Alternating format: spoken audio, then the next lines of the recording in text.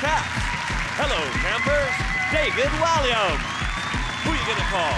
Yvette Fielding. And their team captain, John Locke. And facing them tonight, relocate, it's Phil Spencer. The big mouth from the deep south, Reginald D. Hunter. And their team captain, Jason Manford. Now, welcome your host, Jimmy Carr. Hello and welcome to 8 out of 10 Cats, a show about opinion polls, surveys and statistics. Did you know, for example, if you stroke a cat 70 million times, you develop enough static electricity to light a 60-watt bulb? It also explains Susan Boyle's hair. 31% of taxi drivers don't take a break whilst at work. You'd think that would make them cranky and opinionated. And a teaspoon contains 120 drops of water. That's according to research by Professor, probably, from the University of... Yeah, I reckon. Let's get started.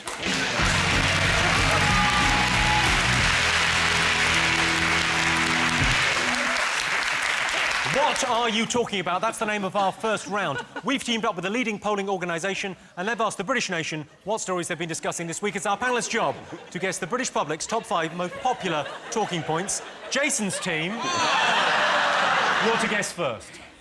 What do you think people might have been talking about this week? It's the untimely death of Molly Sugden. Who saw that coming? Who else is that? Jimmy.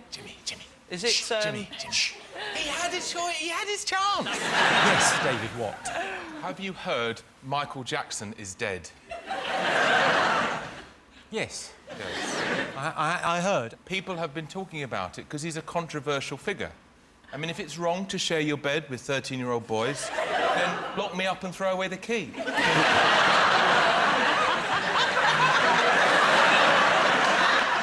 I just thought the coverage, like the night he died on Thursday, was it Thursday when it happened? Thursday, yeah. I mean, I sat there all night just flipping channels between BBC, Sky News, just trying to see how many different ways you can say Michael Jackson is dead. There was this lady on BBC News, and she said, Michael Jackson, King of Pop, dead at 50. We go back live to Los Angeles for an update. He dead! He's still dead! The saddest thing is about 10 minutes after his death, you get about 100 text messages from people you've not even seen them for 15 years. And you're like, who's sat there at 1:30 in the morning thinking, I've not seen Jason for 12 years, I might send him a gag about a dead celebrity 12 minutes ago. People say things like he's entrusted his kids. Well, apparently they're not really his kids. He's not the biological father. Yeah. Which actually wasn't difficult to work out. They look like they're related to the Swedish royal family. Do you know their names? Prince Michael, 1, 2 and 3. No. What are your children called? I'm not going to tell you my names of my children. Why not? I don't want you freaking them out as well. Poking your head over the fence going, hello.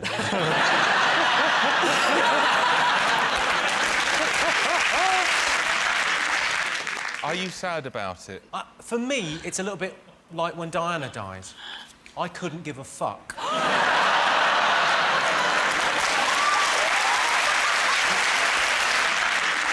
The audience, how do you feel? Are you good at... Do you feel sad? No, it's a weird one. A few of you, yes. Now, I read in the paper, the big story, the real tragedy around Michael Jackson's death was the fact you were looking for a house and you lost out on the deposit. Yeah, there's an element of truth in that, yeah. So did you find him a house?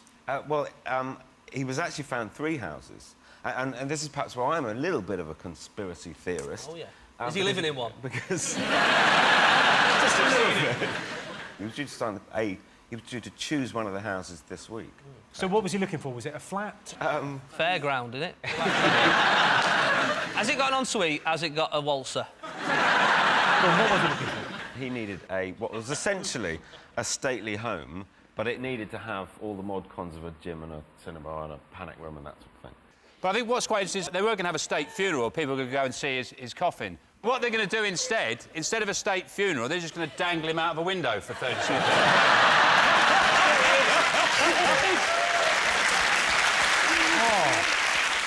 Let's have a look and see whether Michael Jackson is one of the most talked about things this week. I imagine he's right up there. Yes, indeed. I think the highest percentage we've ever had. Yes, Michael Jackson has passed away. You could tell Michael Jackson wasn't well. He hasn't looked himself since about 1984. Jason, what else have the nation been talking about? It's been hot. Really hot. Apart from in where I live, where it's not been. I'm from Manchester. It's been hot. Where have you been? Yeah, but you're in, like, cold places a lot of the time. Everything's hot to you. You know what I mean? You're like, oh, that was a cold spot. You're like, no, it doesn't. You just live in Manchester. Oh, I'm getting something here. Any thoughts on the weather, Reg? Yeah, it's hot. Probably ain't gonna be hot all that long. And if it stays as hot as it is, you're gonna have Spanish people coming over here to have sex. So... Isn't there some government new system, an alert system? There is now an us when it official was going to be alert. hot? Yeah. What a load of old Yeah. rubbish. Sorry. As opposed to what you do.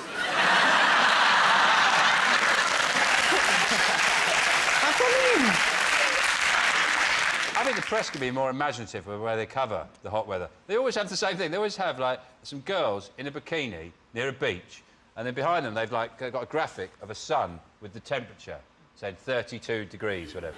I suppose in about 40 years' time, that little sun will have 48 degrees on it, and on the beach it'll be full of dead people. Just lying there like that. Let's have a look and see whether the hot weather is one of the most talked about things this week. Yes, it's been really hot this week. The pavements in London were hot enough to fry an egg. Yeah, I'll have mine dog shit side up. Sean, what else have the nation been talking about this week? The Queen wants more money. She said that she wants an increase in the civil list because she hasn't got enough money. And they've said no, they're not going to give her any more money. What's the point in having a queen if she got to ask somebody else for money? Surely, if you're the queen, you go and you get the money yourself. Like, look at this treasure chest of gold in the castle. I ain't got to ask nobody for nothing. It's no good asking me, I don't understand it. She's on the money. All she's got to do is take a picture of herself and write £20 on it. It's done. That's money. Or she could get sponsorship. She goes, hello, I'm the Queen, brought to you by Powergen. I'm wearing a crown because I'm worth it. Can I ask, who's met the Queen? Who's actually met the Queen? Me. Well, everybody. You've not met the Queen? When? We went to meet the Queen. I went to Buckingham Palace. I had tea with the Queen. Well, I'll ring her up later and When ask did you her. meet the Queen? I have. You have not met the Queen. Every Tuesday I give her trampolining lessons. She could do. You think sometimes, just to wind Prince Charles up, when he walks in, she pretends to be dead? That's when he walks in, he goes, yes! She goes,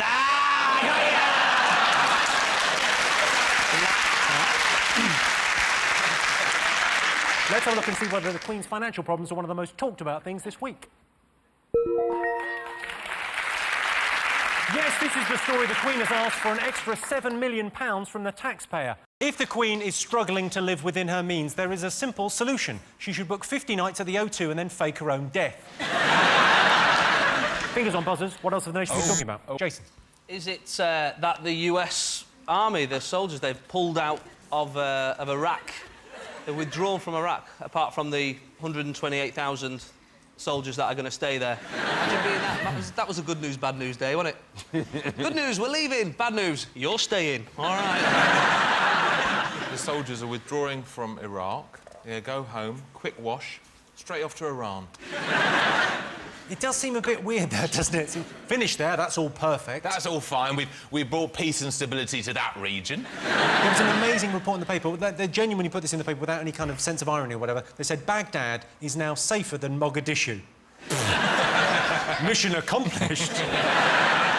Let's have a look and see whether US soldiers leaving Iraq is one of the most talked about things this week.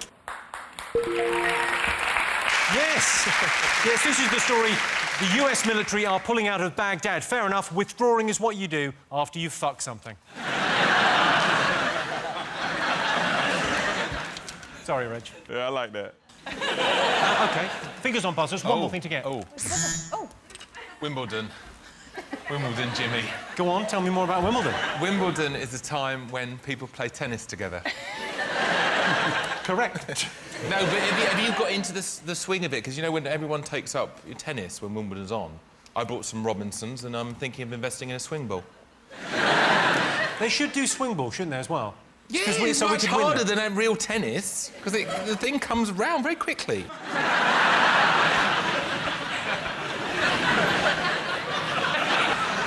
Also, we've got Andy Murray. It's a weird... Obviously, when we're recording this, we don't know whether he's got through to the final, whether he's going to win. Loads of people were complaining about Andy Murray, said, oh, yeah, but I don't really like him. He's not very likeable. And I think, well, he's trying to win Wimbledon, not present this morning. Have you been following the tennis? I watched it the other day. I enjoyed it when they had the match on late at night with the roof.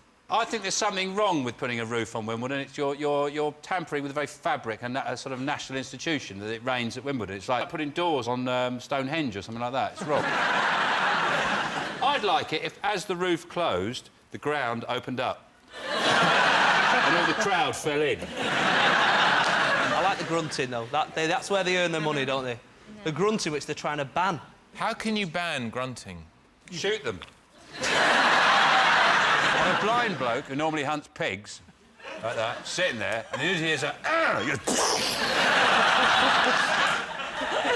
honest with you, I think that's a ratings winner. It is weird when you listen... Like, I was watching a match the other day, and I had it on Sky Plus, so I was watching it about 1 o'clock in the morning. My wife was upstairs, and she could hear grunting coming from the telly. It's like, what are you watching? I was like, just the ladies playing tennis, that's all. Like, you know what I mean? So why is there a bass guitar making some music? I don't know. Was the lady playing tennis going, oh, yeah, big boy. Oh, oh.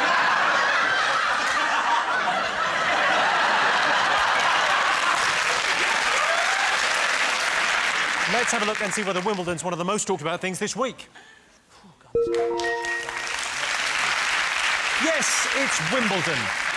Andy Murray isn't ever going to win Wimbledon. It's the British way. We hear some good news, we get our hopes up, and then we get disappointed. It's like when we heard Margaret Thatcher was in hospital.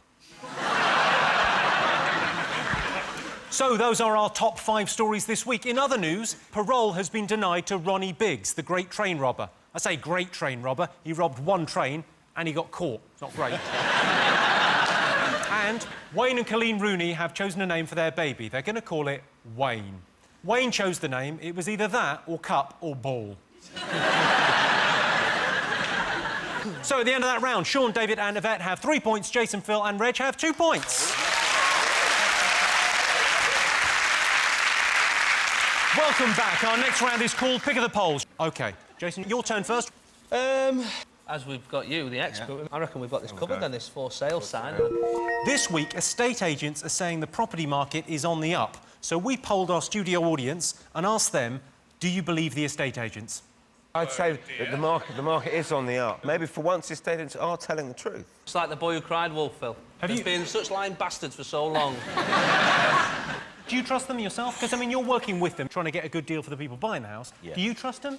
I always have to remember that they are working for the other side and they're doing their job. They're trying to sell a house for the most amount of money possible. They don't really care who they sell it to or whether it's the right house for that person. And we moved house last year, so we walked around this house. My wife has loads of questions, like, lined up. You know, what are the schools like around here, what the neighbours like, all that sort of stuff. And then the woman who owned the house, she said to me, have you got any questions? And I sort of panicked, and I said, oh, is this house in a Domino's catchment area? Can our kids get into the best Domino's? That's what I need to know. Are you married, Phil? Yes, I am. Do you remember in Heat magazine when you did an interview and the question was, have you ever been chatted up by another celeb? Yes. And do you know what your answer was? Yes, very well. What was it? You.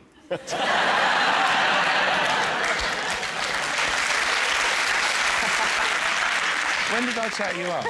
No, I was bidding for a dress. Yes. There was a dress that I thought my wife would look very beautiful in. Well, I heard this voice in my ear. Yeah. Go on, Phil, you look really lovely in that. And I turned round laughing, spotted you, and there was a look in your eye. I thought, actually, he wasn't joking, was he? Did you feel my erection as well? Sean's embarrassed. Well, you can confuse embarrassment with boredom. It's a very similar thing. OK, so this week, estate agents are saying the property market is on the up. We polled the studio audience, we asked them, do they believe the estate agents? No, they don't. OK, well, I can tell you the answer is no. The majority of the audience, 56%, don't believe estate agents when they say the market is going up. Estate agents are terrible liars, or as they would put it, delightfully untruthful with a huge potential for exaggeration. Sean, David and Yvette, what do you like the look of? The fat man on the beach. You've chosen the people on the beach. Here is a clip to illustrate that question. It's time for Zui King English, a new morning training program for Japanese. Zui King English is truly a revolutionary method to make your muscles learn English. Are you ready? Let's Zui King English!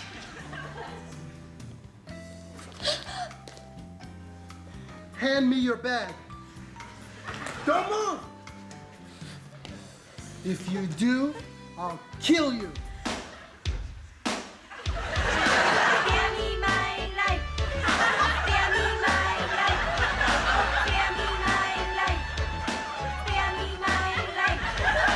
What's the matter? Calm down and speak slowly. I was loved by 2 men. I was loved by 2 men.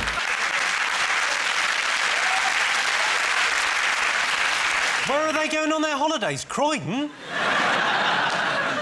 Here's the question. Most Brits think there's no point trying to speak a foreign language while on holiday. Is that true or false? I agree. I think the majority of our population will probably agree with that. So have you ever learned a language to go away anyway? I've tried to say a few little words. So you know the French and the Spanish for is anybody there? So what do you think? Do you think most British people think there's no point in trying to speak a foreign language while on holiday? Well, it'd be very stupid if you go to the Isle of Wight. Nobody would understand you, would they? If you were going around the Isle of Wight, you go, "Où est le banque?" They go, "Don't you on about, mate." Reg, have you ever learned any other languages? Sometimes I've made up words in another language. There's a French word I made up, j'en t'ai flou. What does j'en t'ai flou mean? It means whatever. So, like, if someone says, you're in a restaurant and a French person says, do you want red or white wine? You go, j'en t'ai flou. When I say it to French people, you know, it catches them off guard. You know, they feel like it's a French word they don't know. And they feel embarrassed because I'm not French, yet I know it. And I say, well, maybe you ain't really French then, man. We're good at pointing stuff. That's what we do very well. Croissant. Croissant. Put some gravy on it.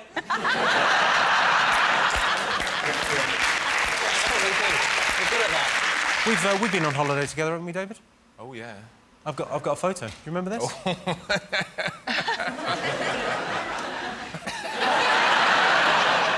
I wanted to find the ugliest lady boy. And there he is on the right.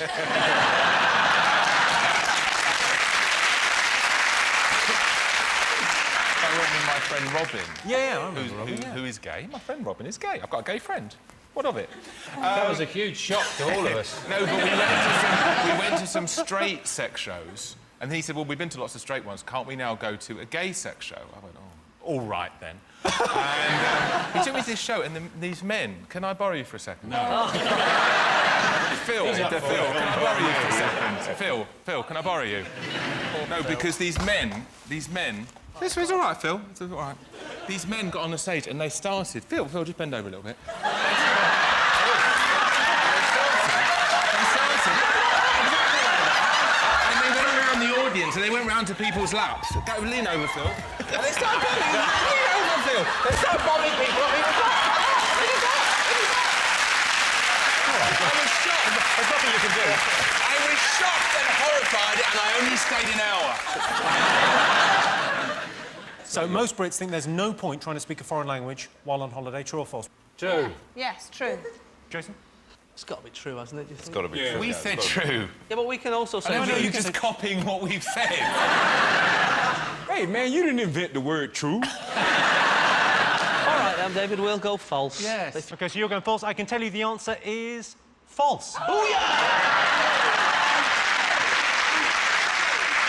Yes, 82% of Brits think you should try to speak a foreign language while on holiday. I think it's pointless. Los pointless. No needy learning language, comprende? So at the end of that round, it's 3 points to Sean's team and 4 points to Jason's team. And the winner is the name of our final round. Here is your first one. Best way to get the attention of someone you fancy.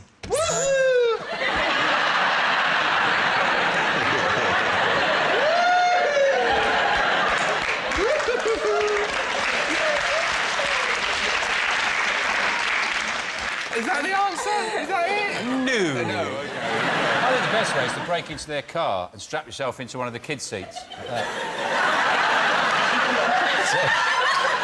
When they come in, you go, all right. Can you look after me? Move your hands, because I can't get close to the buzzer, can I? You put your hands there. You don't need to, it's their answer. When I try to get attention to somebody I fancy, I probably do the thing British people don't know about. I talk to them. But, I mean, I don't expect y'all to know too much about that. Not on the list, Red. What do you think? How would you get the attention? Show me tits. Show 'em your tits isn't there, but you know what? That is going to work. Build a fun fair in your garden.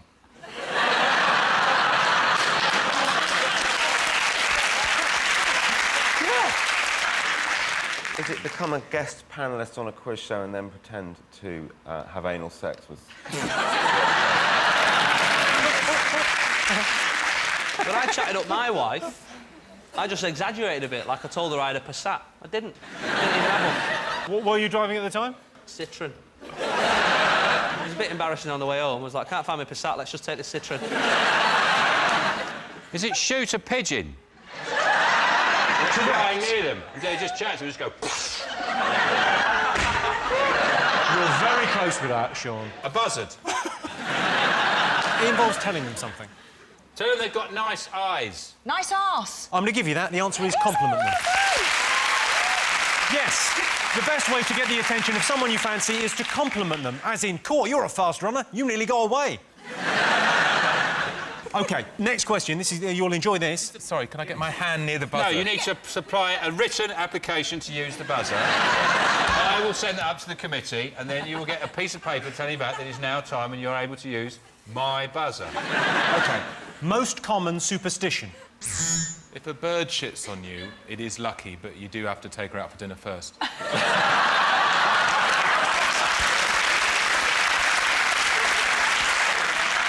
Can't leave your shoes either. Shoes, you don't put new shoes on. In the sea. Don't put your shoes in the sea. No. That's very unlucky. On a tabletop. Or the sea. OK. Yeah. Put your hands in a fire. OK. What about the magpies thing? And I never know whether it's one is... Well, it's you've one got for... to say two. Well, there's that one. One for sorrow, two for joy, three for... all that. I always say... I've got a new one. It's one magpie. Oh, look, it's a magpie. Two magpies. Oh, it's a couple of magpies. Three magpies. Oh, it's a lot of magpies. Four magpies. Have I left some bread out?